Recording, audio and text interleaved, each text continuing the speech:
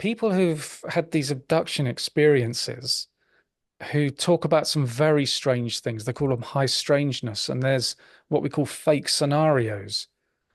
And it's like the aliens are putting you into a scenario to test you or to see what emotions come up.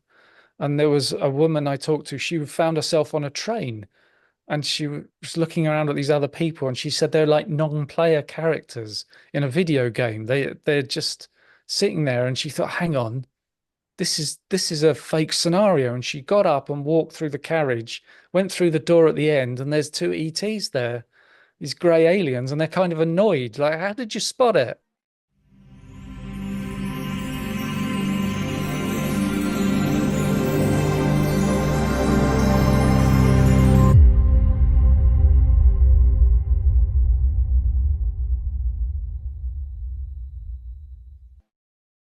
I'd like to welcome to the show Simon Bown.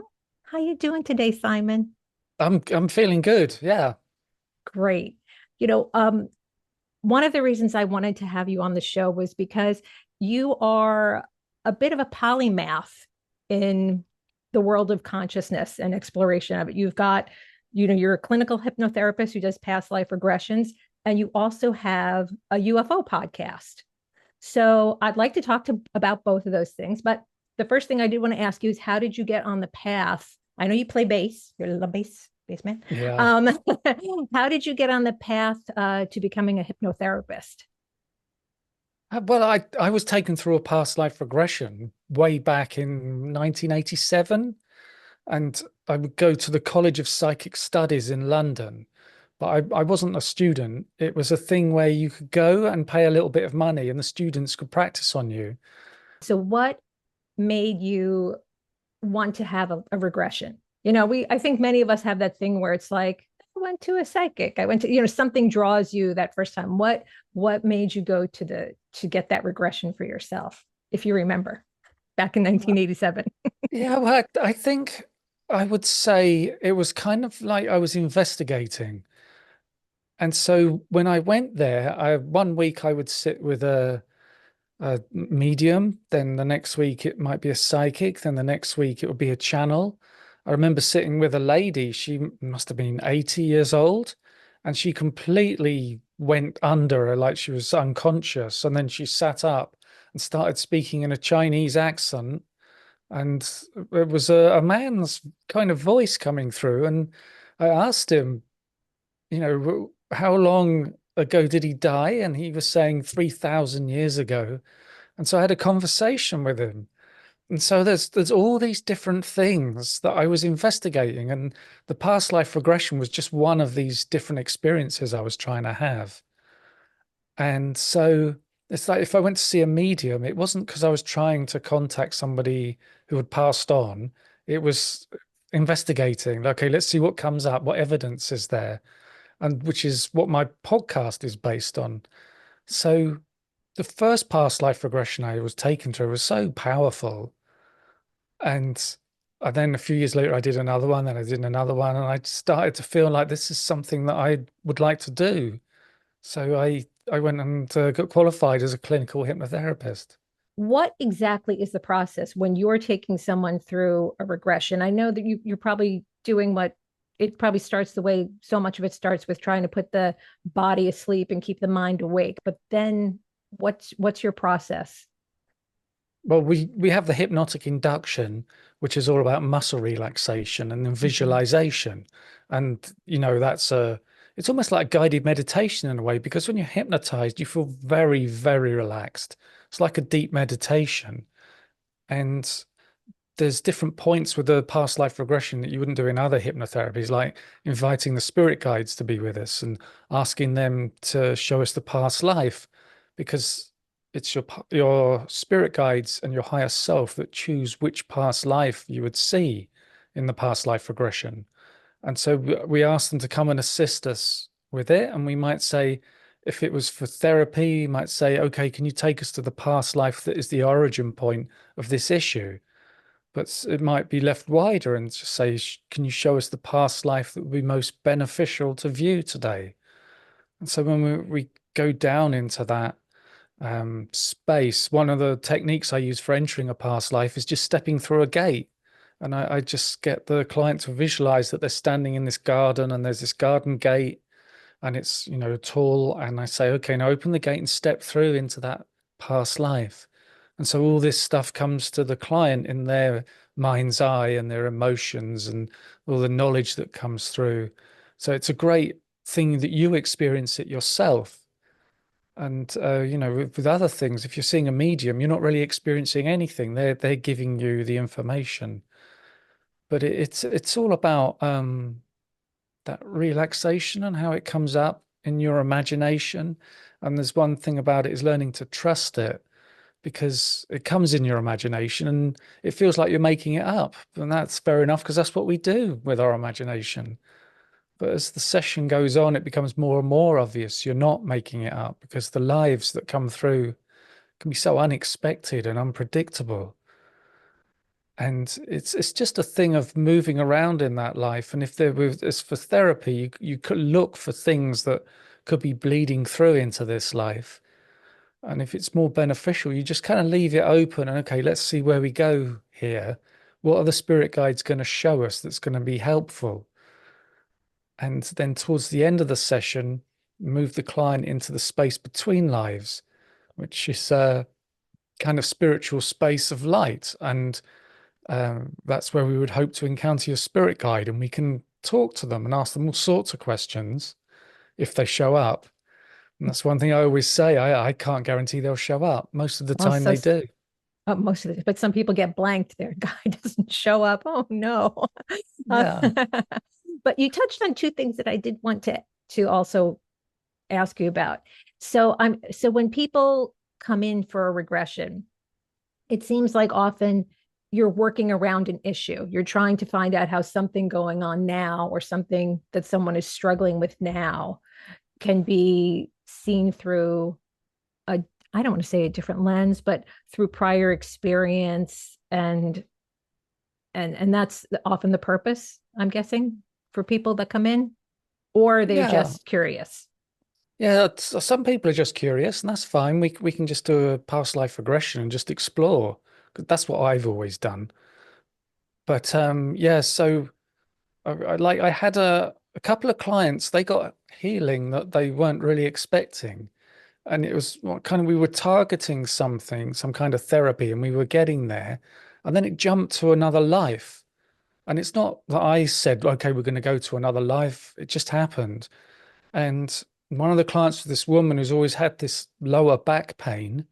And we saw her in a past life where she was a child on the back of a motorbike. Her father was riding and they crashed and her back broke. And that in that past life was exactly the same place she has the back pain in this life. And so there was some kind of release there, the knowledge of it and the way the emotions work and the energy, it seemed to help with the back pain. And then there was another lady, she had eczema on her leg and she was in her 50s and she'd had eczema her whole life and tried everything to deal with it. And in the past life, we saw her as a man and she was a hunter in a forest and she stepped in a bear trap. This big metal teeth came up and grabbed her leg. And it was exactly that spot where the eczema is. And it was maybe 3 or 4 weeks later, she emailed me and said the eczema's completely gone. And she's been trying to get rid of it her whole life. And then there's other things that are kind of like, you could say emotional. I did a session with a guy and he said in this life, he's lacks confidence and self-esteem. And we went back to a life where he was very confident and had great self-esteem. And he ran this team that was in the military and they were scientists developing something and it was very successful and they got it together. And he made a lot of money and he died as an old man, which was kind of the opposite of this life with this guy going from job to job, no real confidence. And we got to that point with the spirit guide, and the spirit guide said, this is what you've chosen for this life. This is kind of the opposite of the last one. You're looking for two experiences of opposites of what is it like to live a life when you're really confident and successful? What's it like to live a life where you're not? And so I think it kind of helps him to understand how his life is and how it's going. So it's not that there was a real solid emotional massive impact, so to speak. It just really makes you think and give you insights and understanding. And I find that can help you moving forward in life. What I think about is, how do we know when things are subjective experiences and when it's objective reality in what people can experience spiritually, or when they're evolving their spirituality. But what I think is so interesting about what you do is, in any case, even if it's a subjective experience, it's like a psychological experience. It's in your own world. So even if you don't get any information that verifies this actual, like a past life, it's it's almost like it's somebody's dream that's a healing dream. But I did want to ask you, because I know you do have probably a lot of experiences where information that came up in a regression was verified in the outside world. I know you did too. Didn't you have something where, I remember when I was prepping for the interview, something about, and I'm sorry, I don't have it exactly, Mhm. but there was like a park with a fence and it was the same place. Can you just, am I right? Am I close? Yeah, you yeah, know, yeah. Because that was the first past life regression I did, and when we went into it, I found myself as a little girl, maybe 6 or 7 years old, running around in a park in bare feet, and I just knew it was like 1895. Mhm. And I could see the parents, and they had a pram with them with a baby, and I knew that was my sibling. And the thing about the park is it was on a very steep slope. And, if town planners were to look at somewhere they're building a town, it's the last place they'd choose for a park because it doesn't make sense. So it's a very distinctive park. And so 2 years later, when I was driving through a part of North London I'd never been to before, there it was, exactly as I'd seen it. And all the buildings around it were exactly as I'd seen in the past life regression. So that was an interesting little verification for me. But I've also had people contact me after sessions, and there was one guy who saw himself as a painter in a past life, and he found that painter and he sent me a picture of the self-portrait the painter did. So that was interesting. But these things do come up, and occasionally people get very detailed confirmations, names and dates and places and things. Have you had also found past lives for you? Like, this was obviously, you're in the UK now. That was obviously another one in the UK. Do people like stay local, or you mentioned there was a woman who, she was a Chinese man from 3,000 years ago. That's obviously all over, the earth. Are people more all over the earth? Do you have any people who are from other planets besides Earth at all? Yeah, yeah. It seems to be a thing. If we go back to a past life within the last 200 years, it seems to be local, but the further you go back, the further away it goes. And I did have Interesting. a past life in Venice that I came across. So that's further away from here. But I've also had a small number of clients that have gone to past lives on other planets. And I think we tend to have a very, I don't know if you call it a small viewpoint of our lives and maybe our past lives, of the, oh, it's Earth, it's all on Earth and it's all here. But actually, the universe is so big, and the amount of time we have lives on Earth is probably quite small to everything else that we do as a soul through eternity. Mhm. And it seems very important when we're here and we're living it, and maybe having several lives here. But the impression I get is that Earth is a very tough school. And before you come here, you need lives on other planets that are easier schools, and you kind of build up to coming to one of the tough schools. Yeah, I was doing an interview yesterday, and we were just talking about the fact that just even being like in the physical body, I mean, I don't know what's going on the other planets, but just it has so many demands being incarnate, that we have to sleep, we have to eat, we're only comfortable in a very small temperature range. So you start with that, and then you're building an identity from there, and it gets very complicated very quick. quickly. So I agree. This is a probably a tough school.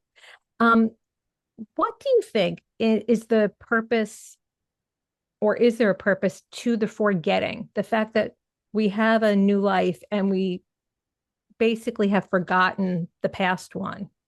I mean, it seems that people have problems when they're not quite forgetting the past one, like they're still feeling that they were caught in a bear trap. So have you found any purpose or the meaning of forgetting as we go from life to life? Yeah, I think if we're here to learn a lesson, it wouldn't be so intense and you wouldn't learn it so well if you knew all your past lives. And yet you could be thinking, oh, this is just another one. Yeah, no problem. I'll get through this. Or you might even feel that you get to a point in this one, you know what? I think I'm going to end this one and then I'll go on to the next one. And I think that before we're born, we choose our life, and it's a thing where we kind of plan it. We don't always stick to the plan. It doesn't always go right. It's not set in stone. But before we're born, we'll sit down with all these other souls, and it's almost like a play, and we have a script, and we all work out which role we're going to play and what time we're going to come into the life and go out of the life and what influence we'll have on each other. And then to then go in and perform it and live that life, knowing everything else about the universe and all our past lives is really not helpful. It's all about the moment and who we are right now and learning our lessons and how we influence other souls around us to help them learn their lessons. Yeah. Yeah. Um, it's interesting because I was talking with my mother the other day, and she was, beating herself up about something she did 60 years ago. And I said to her, I said, this is why people have to die because we carry so much baggage just from this life. And if you can't let go of something that happened 60 years ago, imagine if you lived 1,000 straight years, you'd have so much baggage. And if you came back and you couldn't forget anything, it's almost like you'd never get anything done Yeah, or you need learn a anything. reboot. You had talked about a concept called, I guess, the Oversoul, or um, like a master soul, maybe. Is there Yeah, anything? what it looks like is that when we're born, we're just a fragment of our soul. It's not like 100% of our soul is in this body and then has one life after another. And that in the afterlife space, there is no time. Everything's happening in the same moment. So the idea is that it's like our soul is a tree, and then all the leaves on the tree are all our different lives. So our soul, or the tree, is experiencing all the leaves in one moment, just as our soul is experiencing all of our lives in the same moment. I And love that, Simon. That's a beautiful, the tree. That's a beautiful analogy. Oh, beautiful. yeah, like the tree of life, Yeah. Yeah, so it's that idea that also this thing of when we die, we go into that afterlife space and we continue as who we are now, and we are not reborn, but our soul has another life and puts a fragment of itself in that life. So we're connected to it, but it's not like it's us. We remain in the afterlife. It's how it seems. And it's like I say this stuff as though I know it, but it's all kind of guessing, but it's like guessing with lots of information behind it, if you see what I mean there. And Hmm. it's like sometimes I've interviewed mediums and I say to them, well, if you wanted to talk to your grandmother, but then she's reincarnated, how can a medium talk to her if she's reincarnated? But it's that thing of they exist in eternity in the afterlife, and that the fragment of the soul is invested in a new life. And that's why we may have parallel lives where our soul may have two or three lives at the same time on Earth. And that's something I've sort of come across as well. At the same time. Oh, wow. Okay. Am I screwing up in multiple dimensions all at the same time? Um, but what is your sense? And I'm jumping ahead, but what's your sense of time in terms of, is it real? Is it truly linear, or is it just our experience of it while we're here? Yeah, I think it's real for us.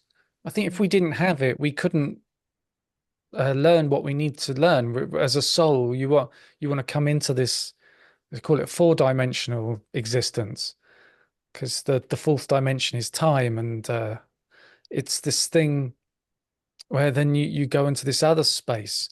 And I think it's maybe interdimensional, or something, or you could use the words interdimensional, but that's just a placeholder for something else that we don't really know what it is.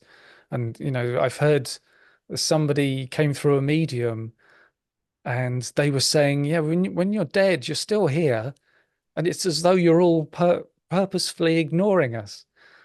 It's the afterlife is right here where we are right now. It's not up in the sky, or somewhere else, but it's a whole different frequency, as they say. Yes. Yeah. Yes. Yes. I mean, I've had a couple of experiences both with, you know, dead relatives visiting, where at first I wasn't sure when it had happened, if it was just my imagination, if it was real, because it's something you want so much. You want that connection to still be there. But a couple of years ago, I had an experience where many of my dead relatives came through, and they were with an aunt who, I mean, she was 100 years old, but they were telling me, she's with us now. And then a day later, we got the call that she had died when I was having the dream. So I'm like, okay, that's that's definitely different. And I started thinking about it, and I feel like even just from physics, we know that um, mass, the atoms and change the speed of time. And so, when even time, we have to calibrate our satellites, because time is just a little bit different a few hundred miles up off the planet. It's different when you get near the sun. It's different when you get near a black hole. So it seems like time and matter, I mean, they often say space time, but time and matter are connected. If you don't have matter, if you're just energy, then bye bye time. It Yeah. seems. And there's weird time slips that come up as well, where people have those experiences where there was a woman I was heard about. One of my guests told me about it. It was at the house where the film The Conjuring was, which was apparently, it was sort of like a true story in a way, that film. And this woman said she walked through the house to where the kitchen was, and it looked like the 18th century. And there were all these people there having dinner. And it's like she just walked into it, and it was in reality. It wasn't an imagination or something. And she was suddenly shocked at seeing this. And the guy at the table having his dinner looked up and saw her and said, well, would you look at that? And then suddenly she was back in our time. And so that's called a time slip. And I've heard other stories like that. There was a woman that was a university, and she had to go into an office to get something. And she went in, and there was a woman. She was on one of those ladders because they got such high bookshelves. And the woman on the ladder was dressed in Victorian clothing. And the woman that had gone in there thought, this is weird. And she looked out the window, and there were like the buildings were missing. It was all the old buildings were there, but the new ones weren't there. And she thought, what is going on? And she left the room and went back in, and it was all changed back to normal. And later on, she was walking through the halls of the university, and there was a portrait of the woman she'd seen on the ladder, who died 100 years beforehand. So people have these stories of these weird time slips that are just completely spontaneous, and you don't know what's going on there. Yeah, I heard of a couple, and I really can't remember the reference of where, but they said that they opened up their front door and everything was like black, like their porch was missing, everything outside was just missing. They took that as, we're living in a simulation, and like something was not booted. The reality that was supposed to be there wasn't there.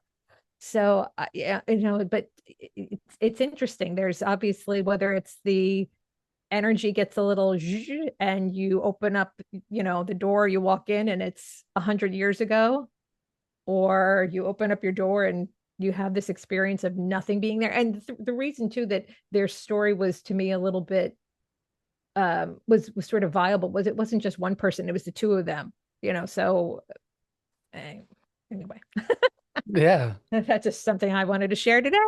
So, I want to now talk about your UFO podcast because to me, the thing that I would look at, your work, and I would say, well, they're both sort of different areas of consciousness. And again, people's experience, what they're experiencing, and what that means, and how it moves their evolution along spiritually or as a soul. So, how did you have any UFO experience yourself before you got into it, or No, I've what always led been you? interested in it. Always.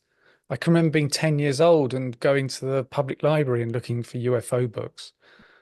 But I did see a UFO when one night, and this is maybe 1993. I was driving. I'd been out gigging with my band, and it was a Sunday night, and I was driving home afterwards, and I'm going along this motorway that's I've driven so many times, and I know the area around it, and it was completely clear. I was the only car on the motorway, which was weird. And we drive on the left, and the left-hand side ahead of me in a field was really bright lights. And I thought that's weird because that's just an empty field. And first of all, I thought maybe it's emergency works. There's been a gas main or something electrical's gone badly wrong. There's emergency people Sure, there. your mind is trying, yes, Yeah. come up with what you're seeing. Yeah. Mhm. And there were some trees sort of in the way. And I slowed down and I dropped speed on my car to like 5 miles an hour. And so I'm slowly going along. And as I come around the trees, there's this UFO. And it's about the size of a big house and it's shaped like a rugby ball. And it's silent, it's stationary. It's about 25 feet off the ground. It's maybe 200 feet from me. So I can get a really good look at it. It's not just a light way up in the sky. And there was many, many red spot lights underneath, little pin spot lights. And coming out the other end of it was a really powerful spotlight pointed at the ground, which made me think of that abduction, kind of cliche abduction idea where they have the spotlight and somebody's Yes, pulled up sucked up. inside it. Yeah. And so I went along. My speed was so slow, and I was leaning forward over the steering wheel, looking Your up, heart must have staring been, at was it. your heart like beating 1,000 miles an hour? I mean, were you having an adrenaline rush, or were you just oddly I calm? How were you feeling? Yeah, I'd say oddly calm.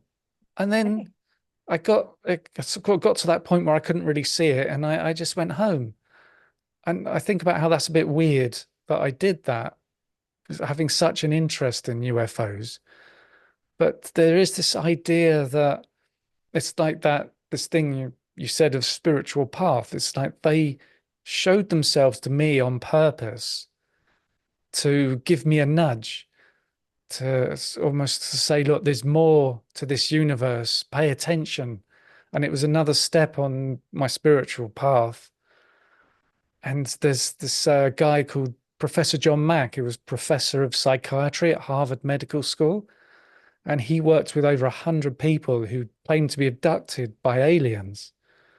And he came to this kind of idea that there's something about this whole phenomenon that is almost like trying to move us along, the whole human race, along a path. And there's not enough time for us all to become Buddhist monks. So this is how he said it. So it's like they're giving us a short, sharp shock to move us forwards. And that's what alien abduction is. That's what UFOs are. It's this thing to get us moving. So it gets us forward 100 years, what might take 1,000 years. Moving towards what? Like, is there a realization? I mean, is it our education? What's the movement towards? Is I any think it's idea? just some kind of awareness, some kind of knowledge of the universe being much more than what it really is. And that because we're so stuck in this kind of physical, heavy kind of atmosphere. And there's so much more that I find that's spiritual and multidimensional and stuff so much to do with consciousness. And maybe it's trying to get us to move forward with that. When I was, I'm going to say about 10, I had an experience. My mom had gone away for the weekend, one of those. like weekends away from the husbands and kids just to get a break. And my father had taken me and my older sister out for dinner. This is in like around the late 70s. Dad is not cooking dinner. So we went out for dinner. And when we came home, we were coming down our block, and above our neighbor's house, there was this, I'm going to say it was a spacecraft, though we don't really know, that had flashing lights. And I remember my father stopped the car and we got out and we were looking at it. And the thing I remember most is my feeling how afraid my father was, like feeling the fear, like my father's afraid this is really something. And he wound up saying, "Oh, that's just a plane. It's got a billboard on the bottom." And we all went in the house. Like you said, you drove on from the your experience. We all just went in the house. And even when we're going in the house, I remember thinking, like, there's no such thing as a plane with a billboard on the bottom. Like, I know we had seen something else, but like you, we just kind of, we just went into the house, and we never spoke about it. And my father and sister are deceased now. So I can't even ask them, like, I remember this, did that happen? I'm pretty sure it did. But I guess it's just, I just want you to know, like, sometimes people just drive on, and that's like, and you're like, I don't know why we did it either, but we did it. So just wanted to mention that. Yeah, that is some part of the phenomenon that's a thing.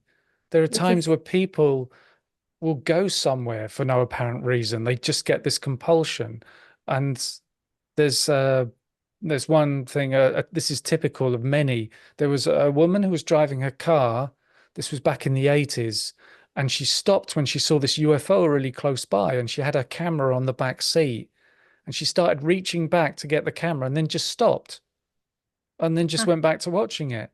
And it's this weird, almost like ET has a telepathic control where they switched off her idea of taking a photo. They wanted her to see them, but they didn't want her to take a picture. And I've seen that with all sorts of people I've interviewed. There was a guy who he worked on a building it's site. it's Jedi mind trick. It's like, move Yeah, along. There's nothing to see here. yeah. This Go on, you guy, guy. yeah, he worked like 6 days a week, and so Sunday was a big day because it was he could rest. And for some reason, he got up at 6 a.m. and went to the building site to start work. And it was completely empty. There was no one there. And he was walking amongst these houses that were half built, and the sun was just coming up. And then there were some blue lights around him, which he thought, this doesn't make sense. And then it's like an instant, the sun was up, and it's like 2 hours had passed. And he was in this shell of a house looking out the window, and there was this UFO really close by. And he said it was at a weird angle, and then it just kind of disappeared. And he said when he was looking at it, it looked weird. He said it was almost like it wasn't quite in our reality. But it's that idea of being somewhere and having that missing time. I've heard so many times people talking about they get up and they just get in their car and go somewhere for no apparent reason. And then you get that missing time episode, which comes up a lot. Yeah. Do you have any feeling about whether these encounters are truly alien, or if it is, you know, us evolved further checking back in? If you have past lives, are these encounters from future us? Is there anything in all the interviews you've done, and all, I know you've read, like you said, um God, you've got like 250, 300 episodes of your UFO podcast, and you read everybody's books, so I know you are Yeah. super informed. So what is the thinking on that? Is it truly alien, or could it be future humans that aren't really human anymore, maybe? But I think it could be both. It gets so complicated.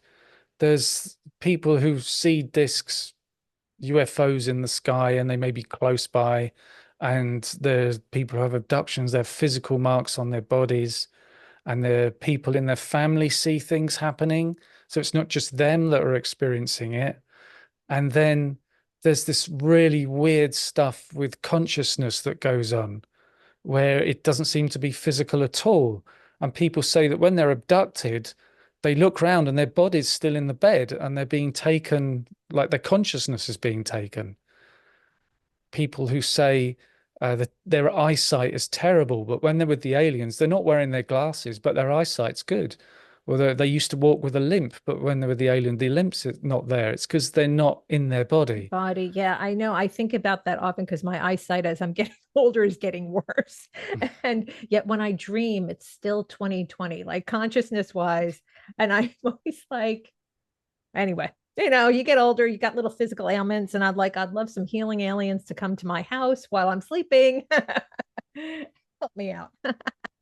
I could talk about this thing about consciousness that I was looking at. There's people who've had these abduction experiences who talk about some very strange things. They call them high strangeness, and there's what we call fake scenarios. And it's like the aliens are putting you into a scenario to test you or to see what emotions come up. And there was a woman I talked to, she found herself on a train and she was looking around at these other people and she said they're like non-player characters in a video game. They're just sitting there and she thought, hang on, this is a fake scenario. And she got up and walked through the carriage, went through the door at the end, and there's two ETs there, these grey aliens, and they're kind of annoyed. Like, how did you spot it? And there was another guy who found himself in an apartment and he recognized it, but he'd never been there before. And there were pictures on the side, photographs of him with people he didn't know. And it was like this was another life, but it was him. And it just didn't kind of make sense. And there was the impression of somebody else in the room, and he'd catch them out the corner of his eye and he'd look round, there'd be no one there. And then the next moment he was in an airport at those huge windows and you can look out and see the aircraft. And this aircraft was taking off and it exploded. And in the airport, there was no one there but him, except out the corner of his eye, he thought there was somebody there. And then a moment later, he was on that aircraft just a few moments before takeoff. So he knew it was going to explode. And No. he's saying he was actually there. This wasn't a dream or a vision or some weird hallucination. But what's interesting, I'll just tell you this link that I interviewed this guy who's written a book about coma and near-death experience.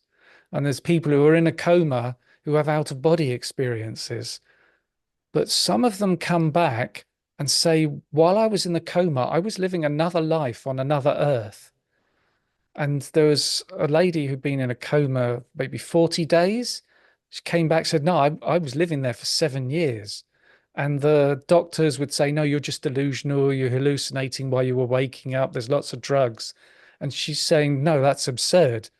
I was there. It was just as real as this life for 7 years. I had worked 9 to 5. I got married. I lived there. I had a child. And now I'm waking up here. Where's my child? And she had to grieve for a child. And there was another guy who he said it's like 22 years he lived another life. And he was in a coma for 7 days. And in that other life, he did a tour of duty in a war in Southeast Asia, in a country that doesn't exist on this earth. So these people say this really happened. This wasn't just some delusion. That was 22 years of life on another earth. Yeah, well, that's where I think whether, something meets the standard of what we call objective reality, it's the fact that this person, this is their experience, and this is the filter through which they're going to they can explain themselves, their identity exists. And when you're working with people, that's the reality of it. Um, the people that you were just talking about, now, were these people you had from your UFO podcast? And have you had any of the guests from your UFO podcast that describe like experiences they had? Have you then brought them to your regression practice to delve into their experience more? No, They I have a have story. You should, Simon. You I totally should. I've had a small number of people who've come to me to want to investigate experiences they've had. So that I have done that, then I've taken people back to ET encounters, you might say. Mhm. But usually the people on my podcast, they've got books out. They've already done the hypnosis and all that Ah, kind of thing. so they've been through it already. Do you have a weirdest or most spectacular story of either a regression or someone from your UFO podcast? Like what was something, there must be a few things that stand out to you that are your sort of lodestones of sort of There's proof so of concept. so much. Many. Yeah, That's true. You've had a lot of episodes, I know. yeah. It's like the missing time thing that comes up, and the people say it's an instant change. It's like if you got film and you did a cut and it goes from one scene to another, you don't notice anything or feel anything. And there was a guy who had a Harley Davidson, and it was really special to him. It was his so proud of it, and he'd only ride on really nice smooth tarmac. He wouldn't Mm, go on a dirt road with all the little stones spitting up and affecting the chrome. But he said he was doing 70 on this really nice road, and an instant later he was doing 30 on a dirt path. And it was in a cornfield going up all between the corn, and an hour of time had gone. And he just couldn't explain it. Where's that time gone? It's just another missing time. There was a guy when he was 7, he was on holiday with his family, and he was looking in the shop windows at the toys, and he felt he was there for 5 minutes, and suddenly his mum grabbed his arms like, "Where have you been?" He said, "I was looking at the toys." She said, "You've been gone 2 hours." And so in that time people noticed that they were missing for 2 hours, and mhm. they had called the police and people were searching for him. As far as he knows, just 5 minutes looking in a window. So Yeah. these things for me are fascinating, and with the abductions and being taken on to craft. This is my particular interest when it comes to UFOs. It's like there's lots of people who are very interested in disclosure and trying to get the government to admit stuff, but I never cover that on my podcast because I'm not really interested. I agree with you in the sense that people have so many, there's a variety of experiences. Some people have a near death experience and they're changed. They go through a regression and they're changed, or something's bothering them. So they go for a regression and they're changed, or they have an encounter and they're changed. And that's the thing to focus on, in a way. Um, if there's a point where another civilization or civilizations are going to announce themselves, are going to do it whenever they're going to do it, if they want everybody to know at the same time.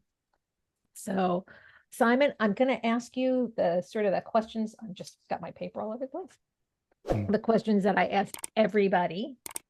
So, Is this the what quick fire round? it's it's not always quick though, because but yeah, yes, but it is sort of the quick fire round. So, what is your idea of a well-lived life?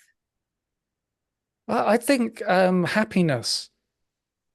I think when I was younger, I thought success was lots of money and a really great car and a great house, and you know, but as I've got older, I've come to think that success is being happy. And it might sound like a cliche, but it doesn't matter if you have a big house and a great car.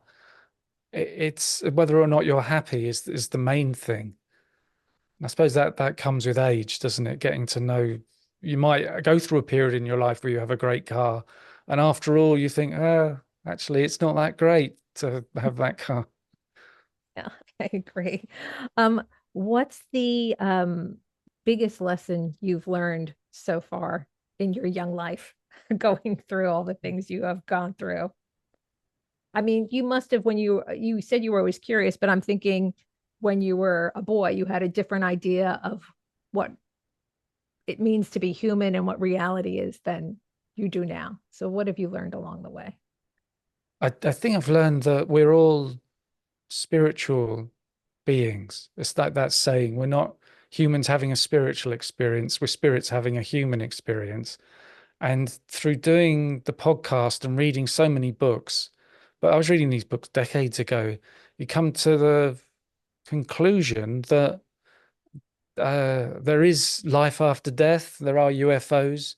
There's much more to the universe than we think about, and it's that idea of we're living our lives where we might just work 9 to 5 and come home and watch the telly and not really do much else, and we live in that little universe. And I think there's some conspiracy theories that are kind of say, "Oh, that's what they want you to do. They're trying to dumb you down so they can keep control." But I don't believe that. I just feel like sometimes we're very tired. We just want an easy time. We don't want to be going out and doing transcendental things and what have you. But other times you do. But with podcasts, there's something that it seems like that if any interest you have at all, there's a podcast about it. And so you can listen to it when you're driving, maybe you're in the kitchen cooking some food. I think podcasts can be really good for gaining information. They can be a real education if you get a really good podcast and listen to it. It sounds like I'm advertising myself, but I listened to podcasts that were all about podcasting, and That's that true. really helps me. Very meta. There are, but Simon, you have done. I mean, you had another podcast even before the one you're doing now, and you have like 300 episodes of the one you're doing now, and you had another one prior, right? So you would know. Yeah. So, big question now. So, and we've kind of touched on it, but what do you suspect is the true nature of reality? I think it's something much stranger than we can really grasp as humans. I talked to Dr. Eben Alexander, Mm. who was a professor in neurosurgery at Harvard Medical School, and he's talking about how the brain is a valve, a reducing valve that dumbs down consciousness so that we can understand the world. And that's what we see from near-death experiences. People, when they're out of their body, they have say they have 360-degree vision, and they can see colors that you can't see when you're in the body.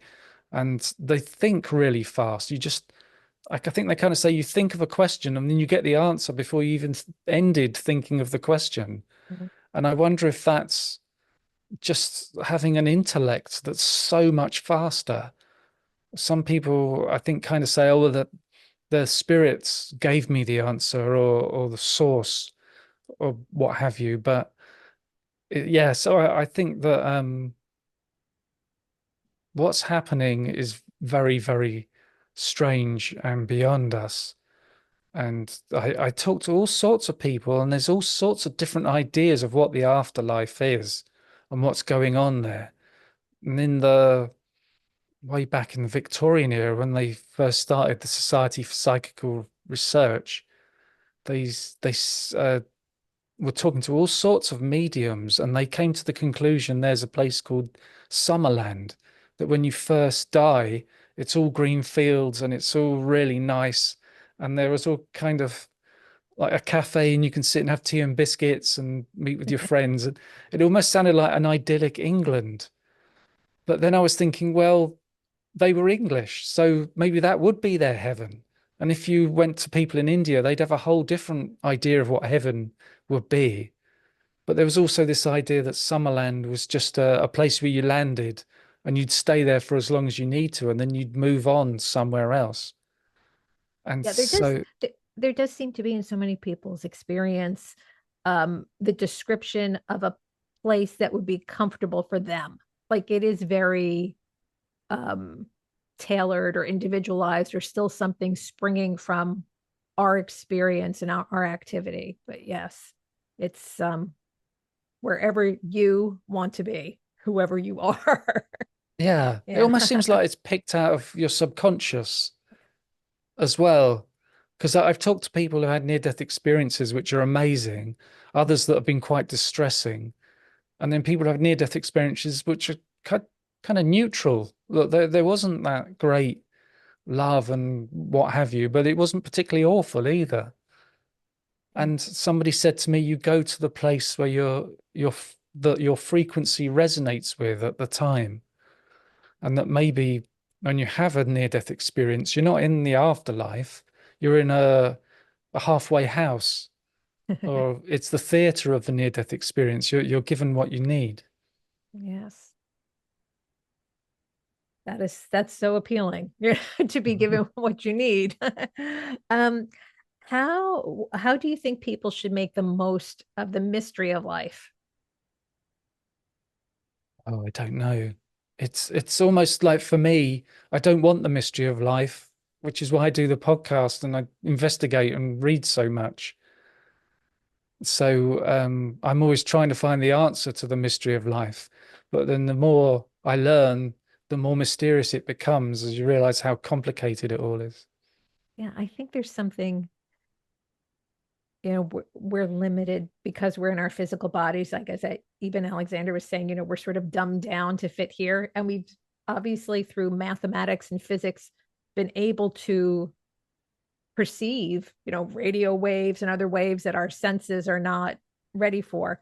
But I think there can be something so beautiful about the mystery, just if you look at the night sky, if you have these experiences. And I know that at some point, what I think, I mean, I'm asking you the questions now, I'm telling you what I think, but such an American, um, that, we'll find out eventually. In between lives, afterlife, we'll find out. So, most important now, Simon, where can people find you and all the good work that you're doing? Well, my podcast is, have I got the right? Yeah, sometimes I do that and it's the wrong finger. It's our Your diploma, yes. our Paranormal Afterlife, and that's like maybe 330 episodes now, and each one is an hour-long interview with someone. And then the UFO podcast, it's maybe 130 episodes, and I'm at www.pastliveshypnosis.co.uk, and you can go on there and there's a booking page, and I do a free 20-minute consultation. So you can go into my calendar and book a Zoom call, and we can talk for 20 minutes about doing a past life regression and, seeing if it is something that you really want to do and what you're looking to get out of it. And also, you might want to find out, do you want to work with me? And there might be another hypnotherapist that would be better for you. Simon, you're so polite. I had it backwards. I was saying you had 300 and some episodes of your UFO podcast, but you have 300 and some episodes of our Paranormal Afterlife podcast. Yes. All right. Let's Yeah. fix that for the record. So, and finally, do you have any final message for the audience? Well, when I take people into a past life regression and we get to that point with the spirit guides, and I ask them all sorts of questions. And before we leave that space, I ask the spirit guides, is there anything else you feel we need to know? And a lot of the time they say that we're always with you and we're always on your side. And you just need to ask if you need help. So that's a good idea to think of. And the spirit guides also seem to have unconditional love, and they're totally on your side. And it's also that thing, you have a life review and a near-death experience, and people can say it can be very upsetting, but it's your spirit guide that might sit with you and back you up and put an arm around you and look after you while you're going through it. And let's say, ask for help if you need help. And it kind of makes me think, well, hang on, if you love us so much, you just help anyway. Why do we have to ask? But they say that it's all about free will, that they won't interfere unless you ask them to. That's good to know. I'm one of those people who has trouble asking for help. I should remember that. Help. So, well, Simon, thank you so much for your time today and for being on the show. You are when I was prepping this, I kept saying I got sweet Simon Bown coming on. That's what I want to call you. You're so great. Thank you for all that you do and for your lovely demeanor. I really appreciate it. Yeah, it's been really nice talking to you. I could do another hour easy. Thanks for watching. Click to join us on another journey and don't forget to subscribe.